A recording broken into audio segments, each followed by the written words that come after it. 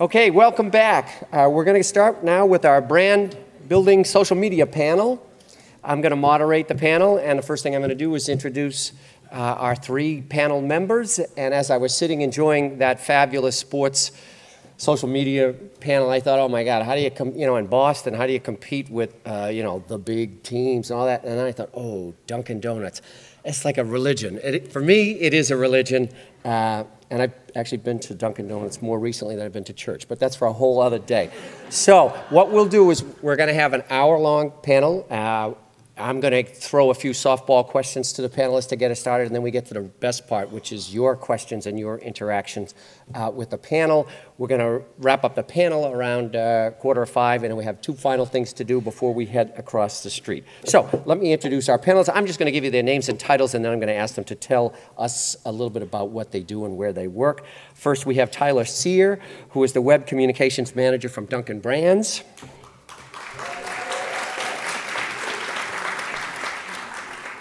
Tamsen McMahon, VP of Digital Strategy at Allen & Gerritsen. And Eric Stoller, who's a blogger with InsideHigherEd.com.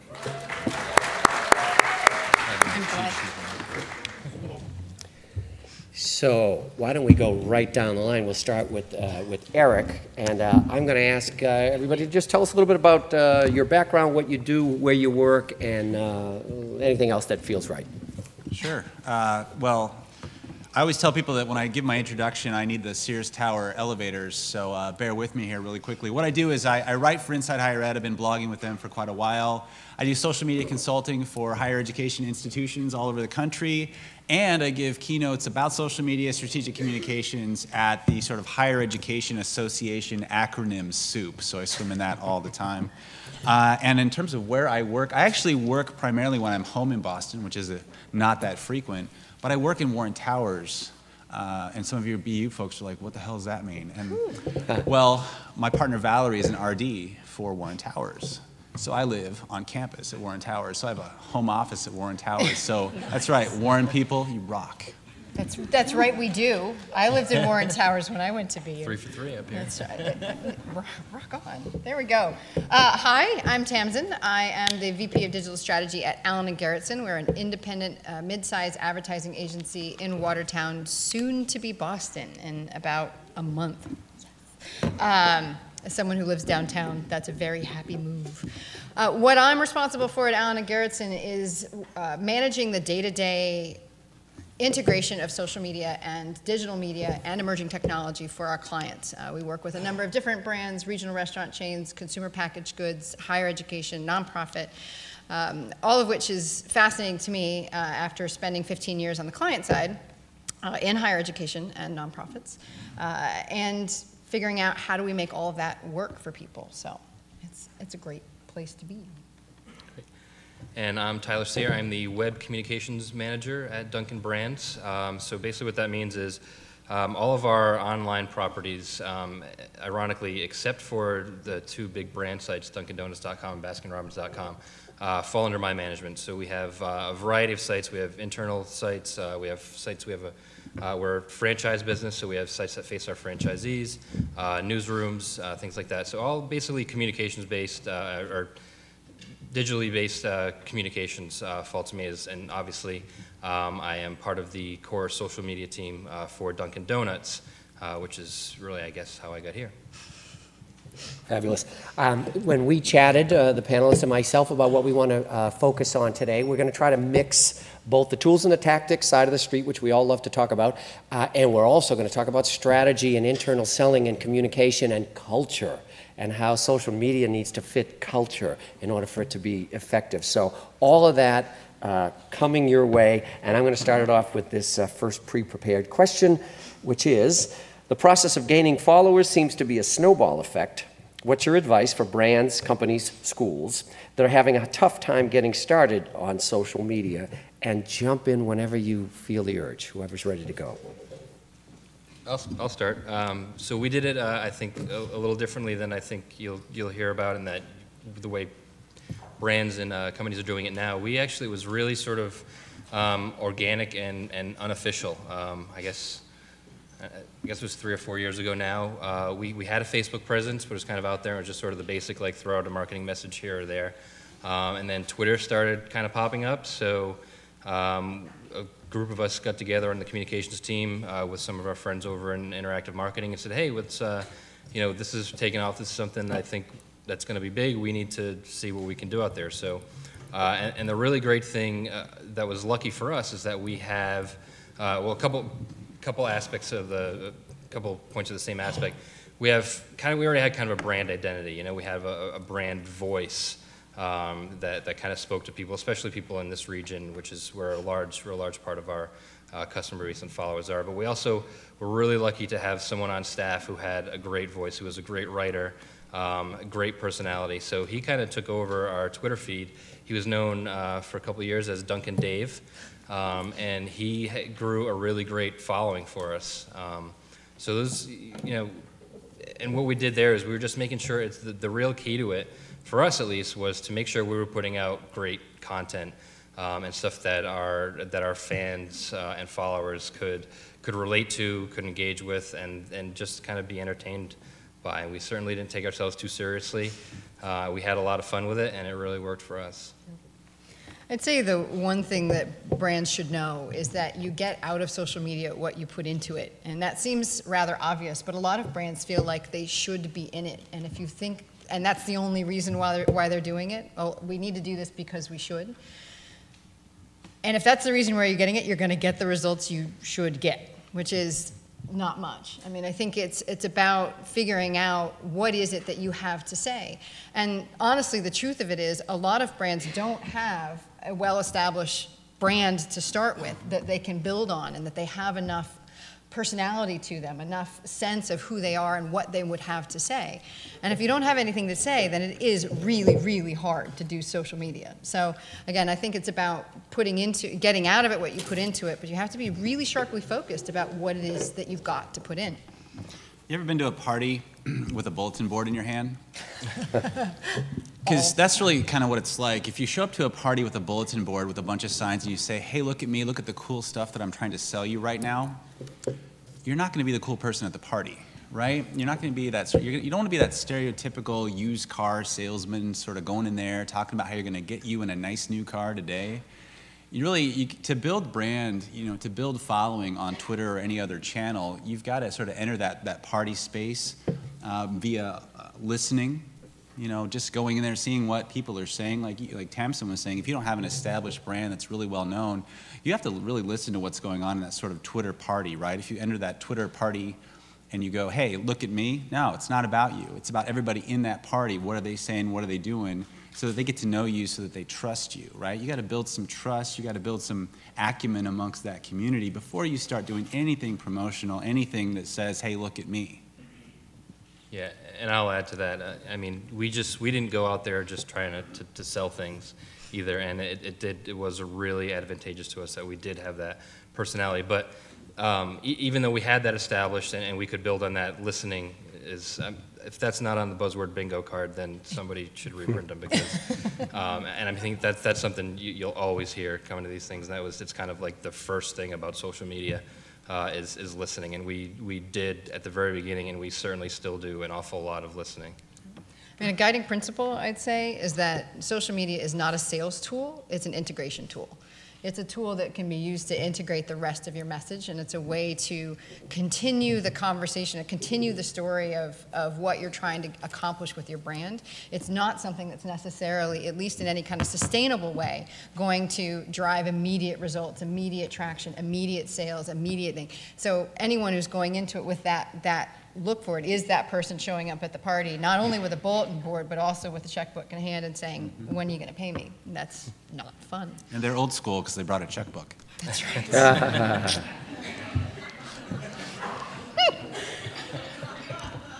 I'm not sure if this is on your bingo card, but isn't it interesting that the two people who are associated with Warren Towers have talked about parties since they...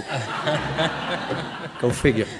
I'm going to go to number 2, and the second question is, how do you measure the success of social media campaigns, and what is the best way to report results to clients and upper management? Lastly, what about campaigns that aren't profit-driven? And maybe that Tyler's already opened up this whole interesting conversation for us already, so let's just dive back into that whole measurement message. Sure. Well, yeah, to get to that, what we measure first and foremost is engagement. We want to make sure that what we're putting out there is getting the attention of our fans and followers, that it's something that connects with them, and then really the kind of the real sweet spot is to get them to engage with it, or to share it, to comment on it, just a like. So engagement rates are really huge for us. That's the #1 thing we measure on all of our posts, and that's what we measure day to day, week to week. That's what we're reporting up for the most part, because we're not using social media to make money. We're not selling on social media. We're just engaging, and we're getting our brand out there. We're getting our message out there, and just trying to be in the conversation. I think what you report depends on who you are giving the information to. And I think where there's a lot of confusion about what metrics matter in social media is because people are talking about different ultimate audiences. So for instance, the community managers, the people doing social, are the ones that care about, and rightfully so, how many followers, how many fans, how many comments, what's the interaction, what's the rate, how many on EdgeRank, what's the percentage of people that are seeing those posts. At the marketing level, the question and the metrics that people want to know are, what's the capture of leads? Are we getting the names of people? What's the conversion rate? How many people are clicking through from something that we put out there to a landing page that might get us more information? And at the highest level of upper management, what they're looking for usually is, what's the return on the investment? What's the bottom line? What am I getting from this? And so what do you track? All of it. But what do you report? The things that are most relevant to the people to whom you're reporting it. So that means that if you're the person managing social media, you need to be savvy about what are the metrics that matter to the people that I'm talking to, because all of them matter. They just matter to different people in different ways. I think there's a sense of honesty too, sort of reporting from a sense of, in some ways, we don't know everything that we're going to be reporting on in terms of the value, right? That ROI component. I always talk to institutions about the ROC, the return on community, because a lot of times you're building community, which is really difficult to measure, because it's not about necessarily the number of followers that you have, the number of likes on your fan page that you have. You know, I think Tyler was really hitting on it. It's about that engagement piece. You know, who is actually mentioning you, who's commenting, who's playing in your sandbox. If you're just putting stuff out there yourself and no one's playing in your sandbox, that to me is not a successful campaign. It's not about some of those raw numbers all the time. The other thing I think is that when you're reporting it back, you have to do a lot of showing. We end up telling people a lot, here's our numbers, here's our impressions, here's our reach, which a lot of that stuff goes back to that honesty piece and says, you know, because reach is kind of bogus, right? You know, if I tweet something out and everybody who's following me somehow magically sees it at the same exact time, and they tweet it out to all their folks, and all of a sudden the reach is 1 million people for that one tweet, which we know is bogus, right? But a lot of times people will use that in their sales pitches, and what they do is they undermine what we're trying to do, right? Because those are the folks that undermine the honesty with what we're trying to do. So it's about saying, okay, it's not about our impressions or our reach. It's about that engagement piece, which we might have 1 million followers, but if only 10 people retweeted our stuff, then maybe we're not doing it right. Like, people will talk to me about likes on their Facebook page, especially at institutions, and they'll say, we've got 3,000 likes. And I'll say, well, you know, you got there because you had an iPad contest, right? First 3,000 people to like our page, when, you know, get entered into this contest. So you've got one person that loves you and 2,999 other people that don't, right? They have no reason to engage with you anymore. So sometimes it's about actually looking at those numbers, you know, as Tamsen said, and sort of saying, okay, what are the appropriate metrics? After we're measuring everything, but what are the appropriate metrics to actually deliver to folks? And to say, we're still working on it, because again, this is still kind of an immature industry as a whole. It hasn't been around that long. Those are some great points about, you know, building likes and followers, and I'm not going to lie to you and say that it's not a number that we look at or we don't try to build our community, but I think, and again, I think it speaks a lot to the power of our brand and how much, how lucky we are that people, you know, love us and already have loved us for however long. But you know, we've done campaigns, we've done partnerships. We do a partnership with with The Sims through Facebook. And we've actually been able to grow our fan base incredibly through that partnership. But the amazing thing that we saw was, even though it's through this partnership and these people are joining up, to get something from the Sims game, they're getting something that's that's Dunkin' Donuts, so it's still showing their affinity for the brand. But we had this. It was really an incredible exponential growth in our fans, and our engagement went up. So we weren't just getting fans through this partnership. We were actually getting good fans and people who were still interested and engaged with our brand. And again, I mean, I'm certainly not going to say we're not doing it right, because I think we're picking good partnerships and we're doing good programs, but it certainly goes to just the power of the brand itself. As an agency, one of the things that we do is we buy media for people, and to Eric's point, traditionally the success of media has been based on the number of impressions you get. And that's always been a bit of a false metric. And what's a little sad is to see this conversion now on a social media standpoint of going to earned impressions, which is basically the same thing. But again, on that false construct that something that you put out into the ether is then therefore seen. So the model that we're moving to and figuring out how to build a new sense of media around is, rather than look at reach and frequency, which is typically the equation that leads to impressions, is to look at reach and probability of action. How many people and how likely are they to act? And when you start to look at that and you start to evaluate the success of certain placements and the certain engagements based on what do people do as a result, that can really dramatically shift what you do. And we were just looking the other day for a client that was using Facebook. They were doing some things on the homepage and they were doing some paid advertising in the marketplace. Well, they got 3 times the impressions in the marketplace as they got on the homepage. But as the actions that drove, the marketplace for 15 million impressions drove 3 actions. And on the homepage, where they got 5 million impressions, they got 227. So which media are you going to go with? The one where they're more likely to act. Is it more expensive? Yes. Did you get fewer impressions? Yes. Did you get more action? Yeah, you did. That's where you're going to want to spend your time. Terrific. The third and final canned question is, how do you picture the social media landscape in the next 5 to 10 years? This is a bit of a tools question. Will Facebook's reign continue? And of course, what's your prediction for Google+? I'm going to need a hoodie to answer that question. Well, I think that, as Facebook has shown us, that they're just terrible at mobile, right? And then the data shows that everything is going in that direction in terms of the percentage of use on mobile devices versus the percentage of use on laptops, PCs, et cetera. And so I think, in line with that question of the future of something like a Facebook is, well, if they don't get their mobile stuff right, the stats are showing that they're going to be in trouble here, regardless of how much their stock is playing out. So I think that's why Twitter has been so successful, especially with their mobile advertising. They're making more money with mobile advertising right now, which is a good thing, especially when you look at those stats for use. And I think, Google Plus, and I made the joke about how I love skydiving and using Google Plus Hangouts simultaneously. They're going to do really well because they can leverage search. The previous panel mentioned that, because if you search for something like, I don't know, Bruce Willis now, his Google Plus page shows up on the right side now. They're basically forcing Google Plus down our throats, to put it politely.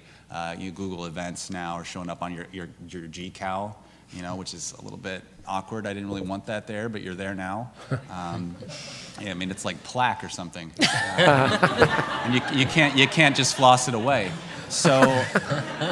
So I think that they're gonna remain a player in the game because they have a budget to remain in the game. But I love Google Hangouts. I love the collaborative workspace in terms of sharing Google Docs and whatnot with that. I think that's really their killer app. They should almost just ignore the social space when it comes to trying to replicate what Facebook is doing and focus on what it's doing really well for us. Let the users sort of decide what the value is, and then just get rid of the extra stuff that we don't need. Tamsen. What is it going to look like? Well, I think there's a couple things going on. First, I think there's an interesting decentralization of platforms. As much as Facebook, I think there's a potential that it stays there as the general reporter and catch-all. But what's fascinating to me about is what's happening is that Facebook very much wants to be the conduit through which you share information about everything else that you do.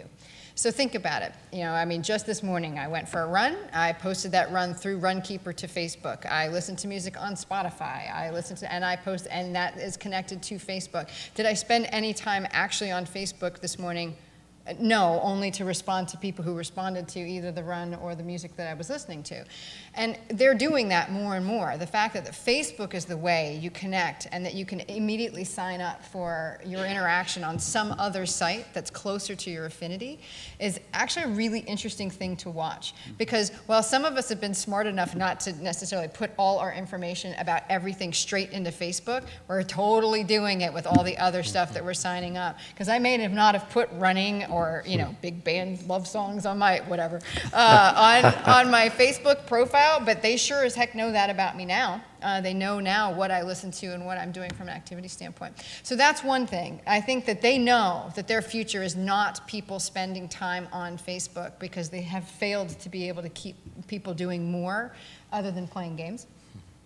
But the thing that's particularly interesting to me is this layering of velvet rope networks. So there's Facebook, but then what I'm seeing, particularly amongst my closer friends, is an enormous use of platforms like Path. So Path is limited to, you cannot have more than 150 friends on Path.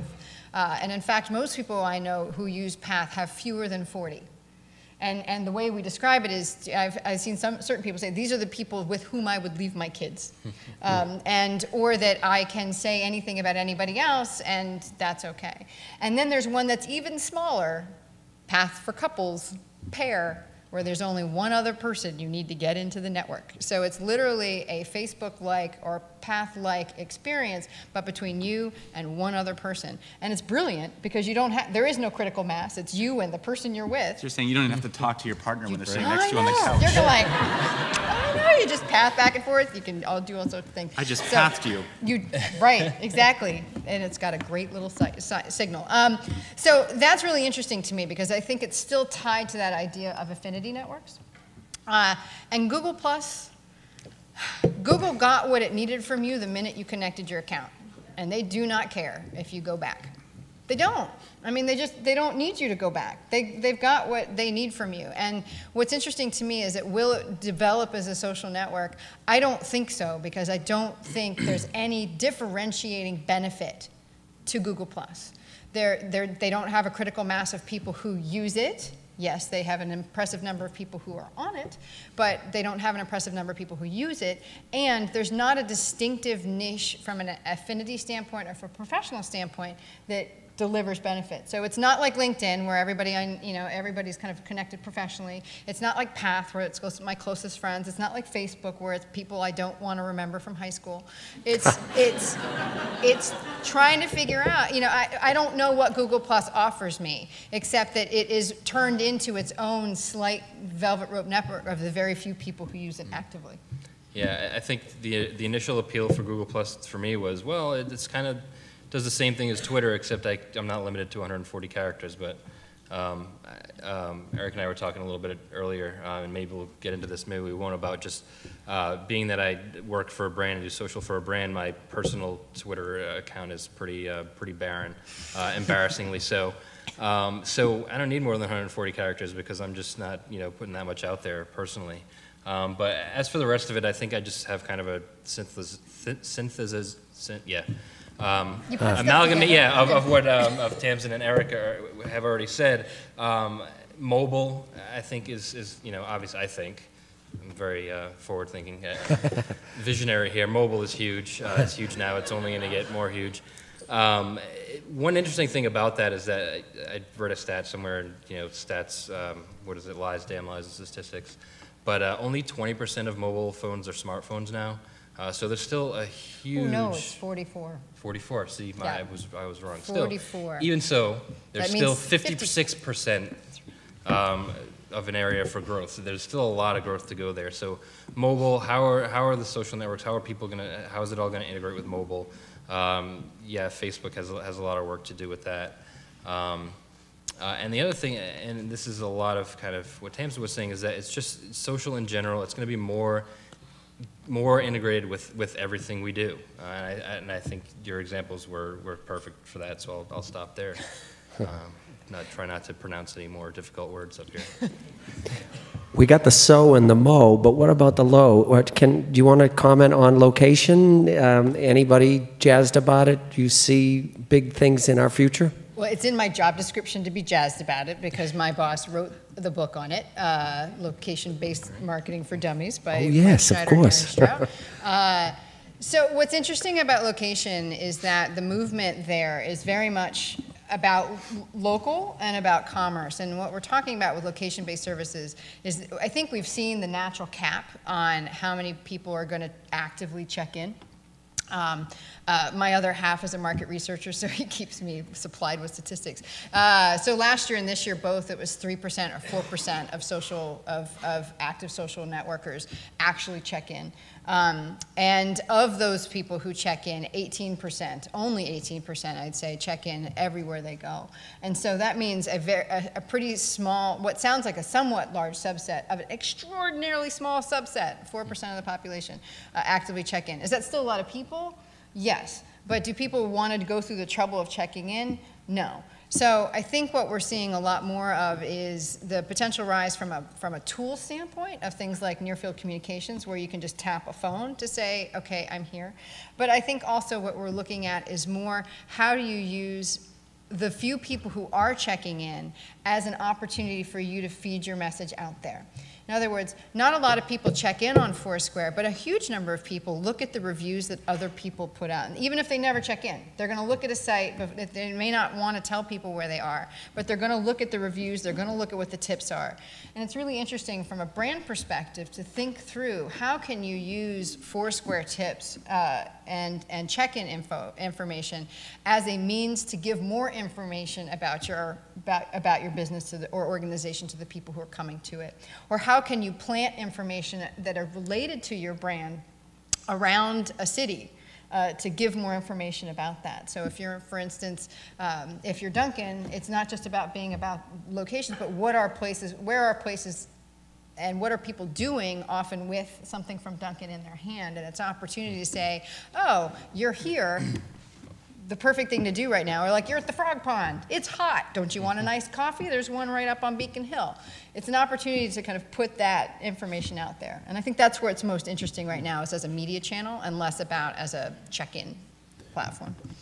So one of my goals in life is to take away all of Dean Elmore's mayorships on Foursquare. Never happened. I'm working on it. I'm working on it. You know what's interesting? We were out to lunch the other day, and I checked in on Foursquare, and it said, oh, hey, you've linked your Amex account to Foursquare at this restaurant. You want $10 off. And it was a no-brainer to me. So it's interesting to see what Amex is doing, American Express, with regards to Foursquare partnerships. You know, you've seen the commercials, or even with Twitter and their small business stuff.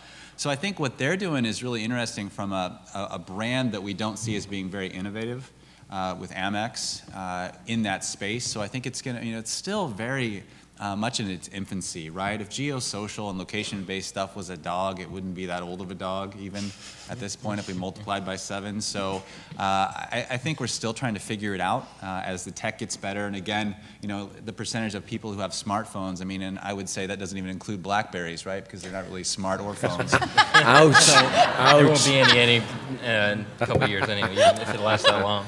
So I think that, you know, it's going to be about, what's the value for me getting $10 off when I check in? It's awesome, but it's hit or miss. I mean, how many thousands upon thousands of check-ins do I have to do to get those little deals? And so right now, you know, for me, I do it, but again, it's just so I can go after Elmore, really. That's what it's comes down to. One of the other things I think as we talk about, it just was the thought was kicked off by what Eric was talking about with the linking your Amex account. The security concerns are getting more and more. So as social and mobile are getting more popular and more people use it, I think people are getting more conscious of the security issues. And I know that I've certainly thought twice about, what do I want to link? What accounts do I want to link to what other accounts? And where is this going to get me? And I think as someone who generally likes to, push the envelope with that kind of stuff and kind of throw caution to the wind, I'm sure there are a lot of people out there who are really thinking twice about doing those kind of things. So there's the companies and tools, they're going to have to figure out a way to get around that and really just make sure that their security models are tipped up. Great.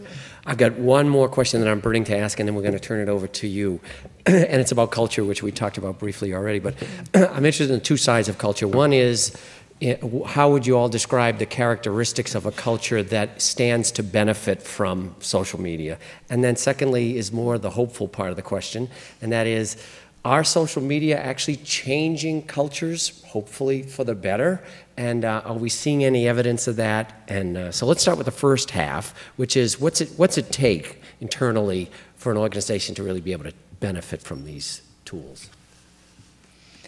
Well, it's pretty much where I started, which is an organization that has a point of view, that knows what it stands for, that has something to say about that, and has a sense of how that ties into the larger world that their customers or their audiences interact with. That's a company that's gonna know, because typically when a brand is that well established internally, it's something that's very much shared by everybody who works there, that everybody carries a piece of that brand with them, which means that to one extent or another, everyone's able to speak in the voice of the brand, even if it's not from a voice and style guideline standpoint. I mean, but you get a sense of what is this company, what is this organization, what is this school all about? And that when you take all those voices together, it creates a consistent impression. What doesn't work are those organizations, as I said before, that feel like, well, let's do it because everybody else is doing it. And those are the ones that come at it begrudgingly. They don't really want to. There's not any internal support for it. And when there's no internal support for it, it will not succeed because it takes a lot of effort. It just does. When people are afraid of change, right? I mean, can you imagine how hard it must have been to try to sell the telephone back in the day, or email on a terminal? I mean, it seems like we've got all these great communications tools, and they're just layer upon layer of new tools that we add generationally. And I think that, Tamsen and I were talking about when we go consulting, it's some of the stuff that we do isn't even talk about the tools. We have to talk about the organizational culture from a sort of change perspective. Yep. How to overcome fear, how to overcome change, how to recognize that you're not going to give away something, right? Everyone wants to sort of say, well, I have limited bandwidth, right, as an individual, so I want to remove one thing and add another thing in there. And so I usually ask people, I said, but you're still sending faxes. Right? Like, it's not like stuff goes away. You just add new layers and you sort of figure out how it fits in strategically with your goals. You don't walk into Home Depot without an idea of what you want to do, right? You don't just go in there and buy a bunch of drills and shovels and stuff and just be like, these tools are shiny. You go in there with purpose. You go in there with strategy. And that's really what I end up talking about with clients, is sort of saying, we're not talking about the tools because, again, the tools change, they evolve, they morph. I mean, Pinterest is here, it's kind of cool, but we don't know yet what we're doing with it. But that's okay. 5 years from now, Pinterest might be the thing we're talking about at a panel like this, and we're pinning everything up on the board and it's live, right? It's all coming in like that. Ironically, we use Twitter now as our tool behind the scenes, so if you want to talk about prominence now and relevancy, look at what's above us, right? It's Twitter, or Prezi, I guess, at the moment, but it would be Twitter normally. So really it's about getting organizations to realize that change is always coming, it's always happening, and working through those sort of individual barriers that folks have. And then again, adding it to jobs, right? A lot of people are doing social at their jobs and as part of the organization, but they're not formally sort of being called the social media champion. It's not part of their job. So I think that's a big part of it too, is letting people know that it's okay to rewrite position descriptions. They're not written in stone on a tablet. At an organizational level, and saying, hey, this person can be your social media champion, but don't make it part of their extra job description duty, right? It's formal, it's at the core of what they do. I don't think we're too far away from, once upon a time, and I'm happy to say this at least predated me, things in an office would get sent off to a steno pool to get typed. And I think we're still in that phase with social media, where we send off something to get socialed. And I really don't think we're far away from a point where it is a basic job skill to be able to represent your company inside and out in any format, and to have this understanding that you as an employee of an organization are a living, breathing realization of that brand. And people who are skilled at being able to articulate their thoughts, they're able to articulate what their organization stands for, they're able to champion that, those are the people that are going to get ahead. Those are the people that are going to stand out. It's interesting to me that we hire all the time. What often will make a distinction is how is someone able to pull their thoughts together? How are they able to present? In a lot of ways, that's much more important than what your basic job experience has been to date. I just think we're really getting to a point where it becomes part of what you're expected to do. Yeah. I don't know, I think I have a little bit of a different perspective of it just from the Dunkin perspective. And I think what I'll say is probably a little bit counter to what both Eric and Tamsen had to say. And we kind of, and I touched on this before, we did with social kind of just say, hey, let's try it out. I mean, it was a different world back then, because you could do it then. There wasn't so much pressure on it. And we did have the identity already to build on. But there were no big meetings top down. We didn't bring the CEO and the CMO and say, hey, how are we going to do this? Let's build a strategy. We did have a strategy for sure, but it wasn't like, how are we going to sell things? What are we really going to do? We didn't even know what we were going to measure at that point, other than are we not going to burn the house down? And I think we get through the first part of that. But to the culture piece, it's important to have a culture in a company that's accepting of that, and that's going to allow you to branch out and to try new things. So that's the piece that resonates to all the other points, is that you have to be able to try those things out. And when you talk about the new, so what are the new social networks? What is everyone doing? What are we doing on Pinterest? We did it the same way. We had that freedom as a group, as a team, and we had built up the trust within the company to our superiors and to the executive level to be able to say, hey, there's stuff happening out there on Pinterest. What can we do? And we sat down and we came up with a little strategy. It was, we said, how are we going to do this? We want to go out. We want to see. We want to test the waters. But let's find out what's the best way for us to do it, and how does it represent our brand? How do we stay within our brand voice and our identity? And we kind of cooked up a little plan. We said, okay, let's try it out. We'll start out small, and we'll build and build. And we've got a pretty good presence out there. I don't know if we have a ton of followers, but if you're interested, if you're a Pinterester, check it out, because there's actually some pretty cool stuff that we're sharing out there. It was kind of the same deal with Instagram. We couldn't do Instagram for a while because we wanted to, and again, we have some interesting things that you wouldn't necessarily think you can share, but we were all on BlackBerries in the company, and we just recently made the switch over. I mean recently, back in the new year, where they started sort of slowly integrating iPhones in, so we were able to get on Instagram and start doing a little bit there. And that is actually now, that's what feeds a lot of our, or a good portion of what we're putting out on Facebook and Twitter as well. So don't be afraid to, if you have good content, to share it across your platforms. Thank you. Okay, now the fun part. Let's invite you to the dance. So questions? Oh, okay, right there, and then here, second, thanks. Yep. Yep. She wins by proximity. Hi. Oops, sorry. Hi, I'm Susie. I do marketing and PR for a very large retail company. So as a marketing professional, when using social media, we have two challenges. One, we're in love with our own ideas and the content we want to push. Mm-hmm. And then we also have other influences from other departments, sales teams, executives, et cetera, about this is what we should talk about. What's the guidance that you can give in terms of how, it's about compelling content, right? That's how you're really going to engage. So what guidance do you give to people in terms of these are the filters you should use of what is truly compelling content? I call that the marketer's paradox, this idea that when we are a marketer that somehow we completely forget what we as a consumer would want to read and listen to.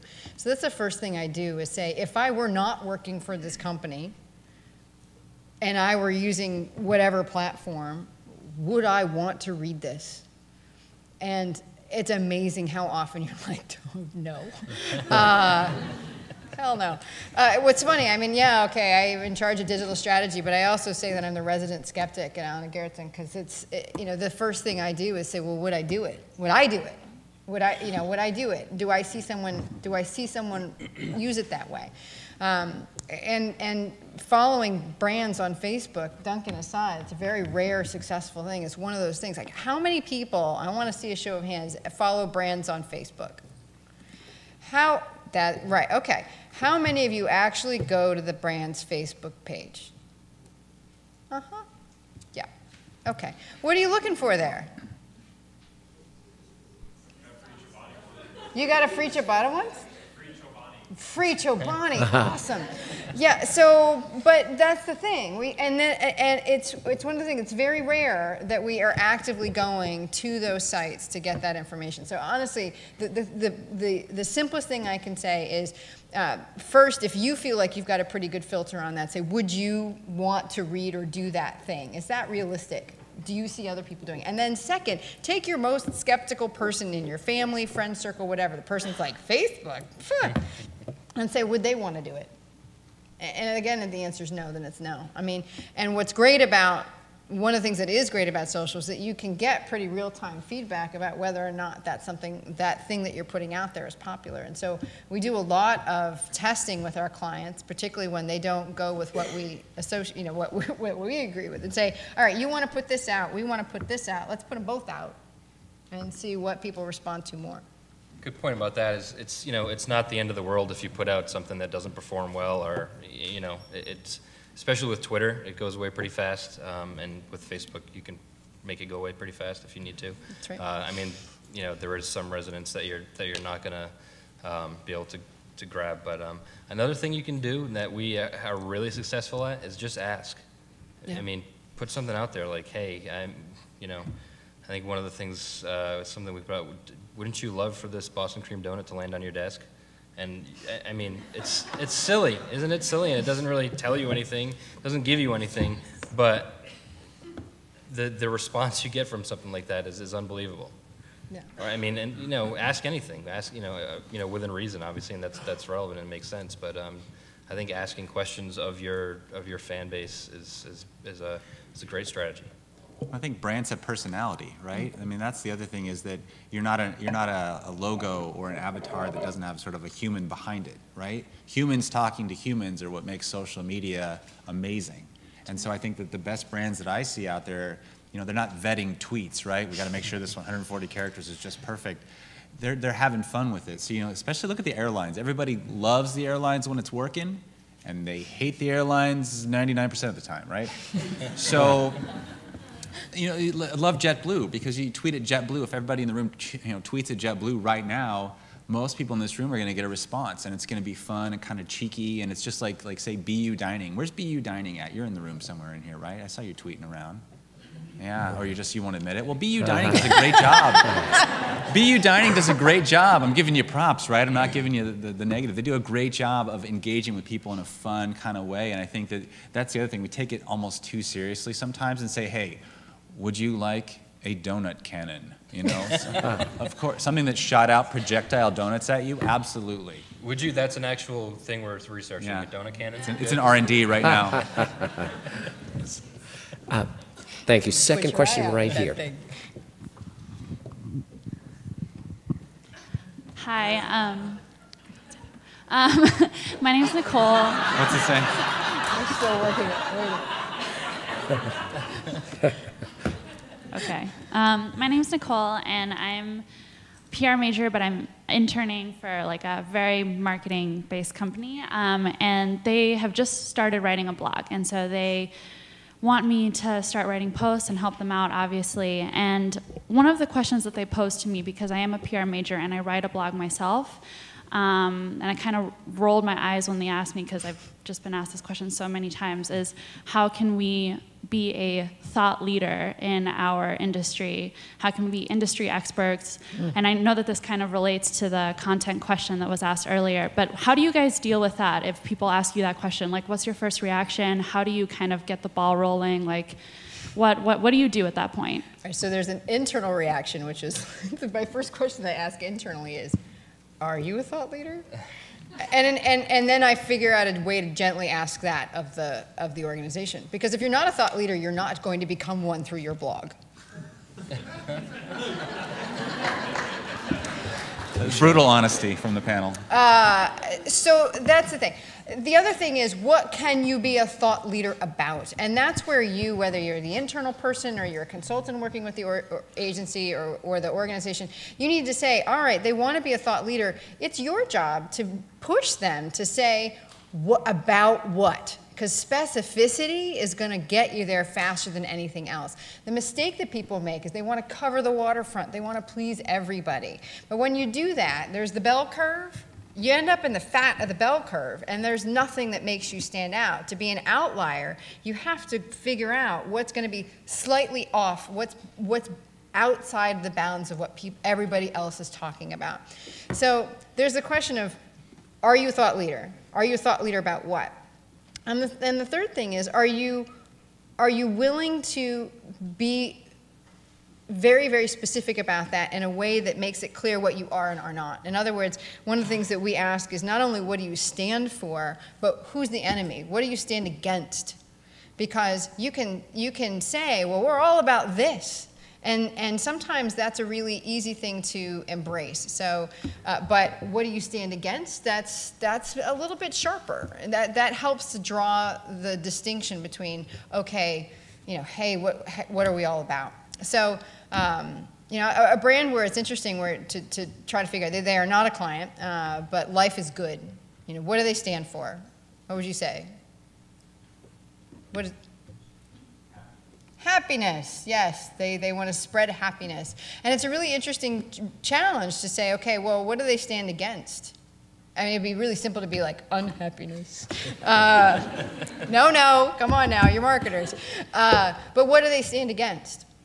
What do they stand against? I think what they stand against is things that take happiness away. That's a different thing. So if you look at the other things they have done, at the other things they put out there, it's all about not only what are the things that resonate with people about what makes them happy, but their nonprofit arm is about removing worry and removing trial and tribulation from children's lives. So again, it's about figuring out how do you sharpen that message in that way. Well, and I've been blogging for, almost 8 years now. I was like an OG blogger at this point. And at one point, because I was writing about student affairs and technology and nobody was to answer your thought leader question, so no one was writing in that space, and they said, you're a thought leader about this. And I said, well, right, damn right I am. And so the next thing you know, it's on my bio, and I just kept going, and I haven't stopped. I sort of made a career out of being in that space where no one else was. It's the whole Gretzky skate for where the puck's gonna be kind of thing, and I sort of filled that niche. The other thing though is when people say, we got a blog and we want you to write for it, we want to do this and that with it, is people give blogs a bad name over and over again, when blogs can be such an important tool in your arsenal, in your toolkit for communications. And I think that good blogs really, the good content kind of filters to the top, and you get to see who really has the writing chops. Because it's not that hard to write 140-character tweet, and if you mess up, you just keep going. But a blog that gets consistent readership on a week-to-week, month-to-month kind of sort of piece, that's a tough play anymore, because there's a lot of blogs out there. I mean, WordPress loves to tout their stats around how many new blogs are going up every day. There's a lot of really bad blogs going up every day. And so when people say, oh, we got a blog, well, there's just, blogs in a way are sort of like Google Plus, right? A big wasteland where no one's actually there. I know I said that, but it's kind of true. So I would say this is, if they want you to blog for them, say, what's the purpose of the blog as a communications vehicle? How does it match up back into that strategy piece? Because if it's not connected to strategy, that blog will not have stickiness. It's not going to last more than a year. Or if you leave and you've been the one doing the blogging, is the blog still going to hang around, right? Because if you're the one keeping it going, then it's not really part of the strategy. It's really just part of your passion. Yeah. Great point. Next question. Right in the middle, please.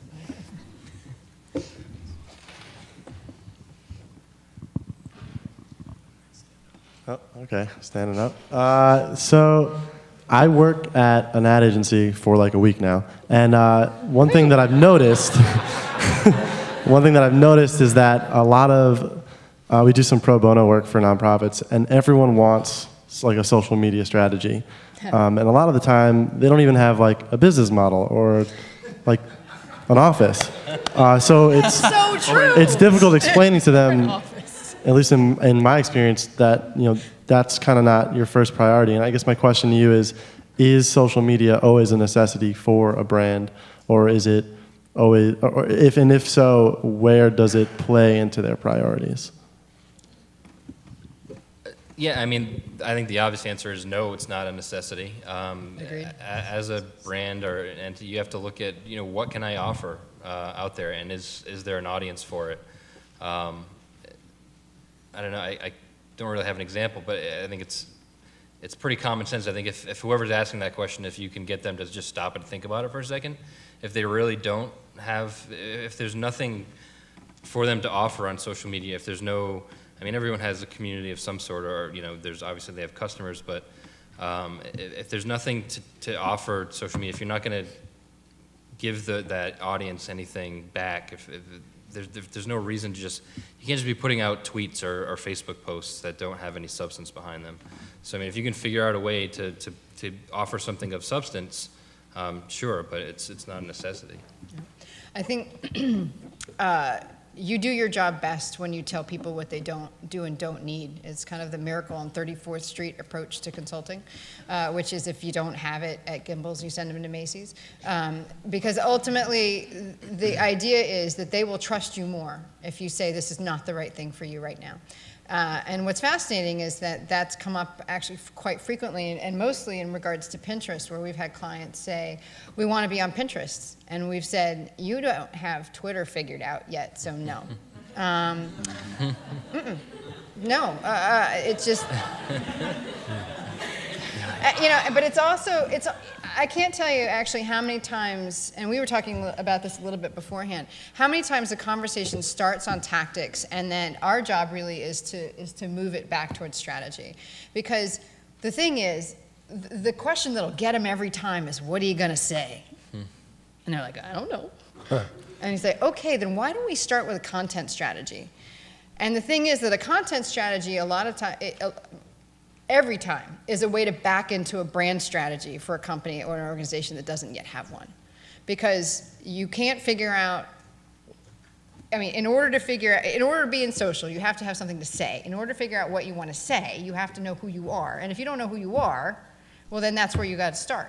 And so sometimes it's saying, let's just back up, about how do we get there from, okay, we see that you want to be here, but we just need to do a little bit of this first. And I think that's the most important thing. So honestly, the digital incubator, we sell content strategy more than anything else. And the content strategy leads to, can you manage our Twitter presence for us, or can you do this for us, or how can we do that, this, that, or the other thing? But what was not working was, hey, let's sell you on this tactic. What does work is to say, let's figure out how you're going to get this to the point Eric was making before with the blogs. How can we set you up for the long haul with this? How can we give you something that you feel, particularly with a nonprofit, is going to continue to pay dividends to you? And this idea of understanding who you are, understanding the tone of voice and the personality that you're going to bring to it is something that they immediately connect to and say, oh, okay, I get this. I get where this is going. I see now where we can go. And it makes it feel a lot more comfortable to them. And 90% of selling is just making the other person feel okay with the decision they're about to make. We've got time for one more question, and maybe we'll do everybody. Before we do, just a real quick question, this one for Tyler, because I'm fascinated by how this stuff is changing the structures of organizations. And Tyler, sorry to squeeze you with the time, but can you give us a real quick summary of the cross-functional approach that Dunkin is taking to social media? Sure. So as Steve said, it's a cross-functional team that we have. So there are, and I think there are 7 of us currently that work on social on sort of a day-to-day basis. And interestingly, and this was kind of brought up a little bit earlier, there are only 2 of those 7 who actually have the word social in their title, and neither of those is it their 100% full-time job. We have a social media / PR manager, so a lot of her time is dedicated to straight PR, and we have social and digital media manager, so he's probably the most focused on social most of the time. So that out of the way, cross-functional team, so there are members from marketing, from media, global communications, which is myself, PR, and we all work together. What we do is, and the other big one, and we haven't really talked about this at all, I know that the sports panel picked up on it a little bit, is customer service. It's a huge thing for us because we get plenty of tweets saying you screwed up my coffee this morning and my day is ruined. So in addition to the 7 core members, we have members on our traditional customer service team who help out, and they're monitoring daily. They're all on there all the time trying to pick up on issues. The core team, as we're monitoring, we are tagging things for them. We're assigning them tweets and posts to follow up on. So the way we do it is we have an editorial meeting every Monday morning. We figure out, what are the programs that are coming up this week? What do we want to talk about? What's big? What's coming up? What's going on out in the world that we can talk about and we can leverage in our content? And then we put together a schedule, and it's kind of like we all are looking at our calendars furiously when it's like and whoever's like, for Tuesday morning, I can do Tuesday. So you want to get on the schedule, and then we just kind of go from there. And it's not just so like, well, I'm on Tuesday, so you can't do any tweeting, or don't you monitor on Tuesday, because it's is fire hose on the bingo sheet? I know we already finished bingo, but there's plenty out there for everyone. If you want to take a look for a half hour over lunch or whatever and pick up some things, send out a couple tweets, that's fine. But that's pretty much how we break it down. That's great. Perfect. Thank you. Last question.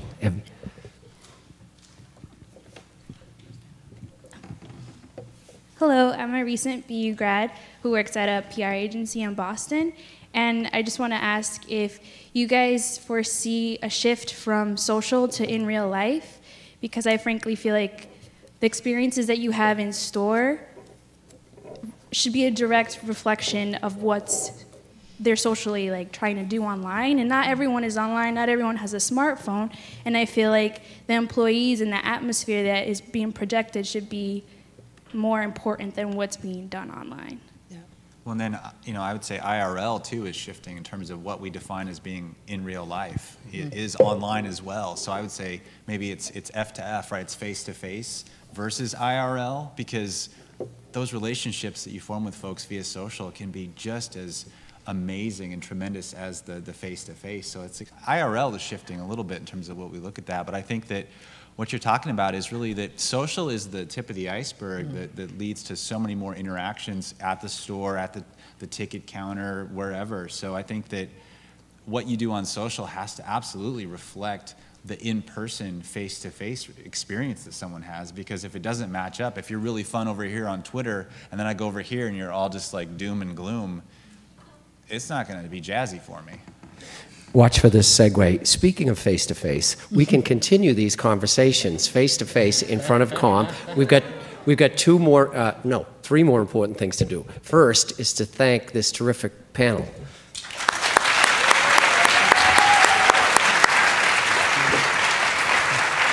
Thank you, panel.